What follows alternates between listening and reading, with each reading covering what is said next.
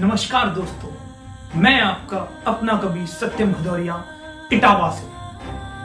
आज मैं यहाँ पर आप लोगों के सामने आया हूँ। मैं इसलिए नहीं आया हूँ कि मुझे कोई अपनी बात रखनी है।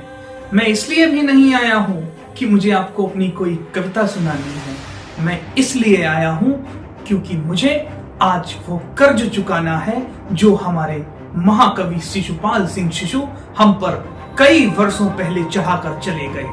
हाँ, वो कर्ज उनके साहित्य का, वो साहित्य जिस पर धूल जम गई और हमारी नई पीढ़ी उस साहित्य से वंचित रह गई। मैं कवि सत्यम भदौरिया इसे अपना दायित्व मानकर आप सबके समक्ष आया हूँ।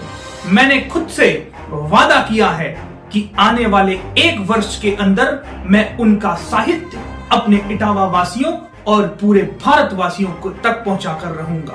शिशुपाल सिंह शिशु जनमानस के कवि थे, जिनकी कविताएं नसों में दौड़ते हुए रक्त के प्रवाह को और भी तेज कर देती हैं, जिनकी कविताएं संवेदनाओं को और भी गहन कर देती हैं। उनकी कई फेमस कविताएं हैं, जैसे वीरजा, मरघट, हल्दी घाटी। ऐसी कविताओं को आपके सामने आपका छोटा भाई कवि सत्यम भदौरिया लाने जा रहा है। पहली कविता जो आपके समक्ष में लाने जा रहा हूं वह पुस्तक के रूप में पहले ही प्रकाशित हो चुकी है, जिसका नाम है 3 आहुतियां।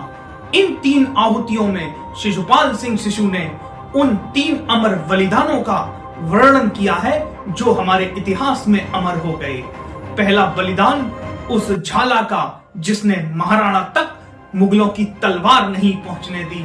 हल्दी घाटी के मैदान में महाराणा का छत्र अपने मस्तक पर रखकर महाराणा प्रताप के प्राण बचाने वाले झाला मान पर उनकी कविता। दूसरी आहुति उन्होंने लिखी हाड़ी रानी के शीश दान पर। वह हाड़ी रानी जिन्होंने अपना शीश काटकर अपने पति को उपहार स्वरूप भेज दिया ताकि उनको याद रणथल में विजय की रहे, ना कि अपनी पत्नी की। और तीसरा अमर बलिदान उस महाप्रतापी संयम राय का, जिस संयम राय ने पृथ्वीराज चौहान के प्राणों की रक्षा की उस मैदान में जहां पृथ्वीराज चौहान घायल पड़े थे और उन पर गिद्धों का झुंड टूट पड़ा और संयम राय ने अपने अंग अंग काटकर जमीन पर गिद्धों के सामने फेंक दिए ताकि वह पृथ्वीराज के प्राणों की रक्षा कर सके।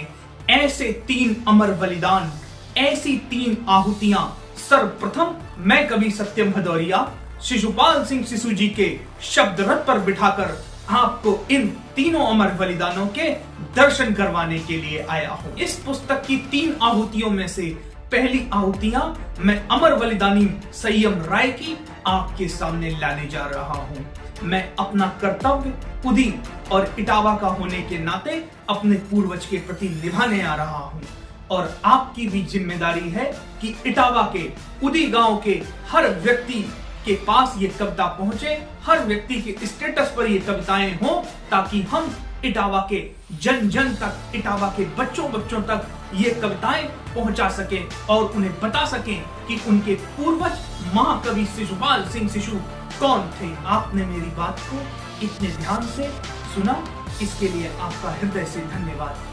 बहुत जल्द आपके सामने शिशुपाल सिंह शिशु की कविताएं मैं लाने जा रहा हूँ। धन्यवाद।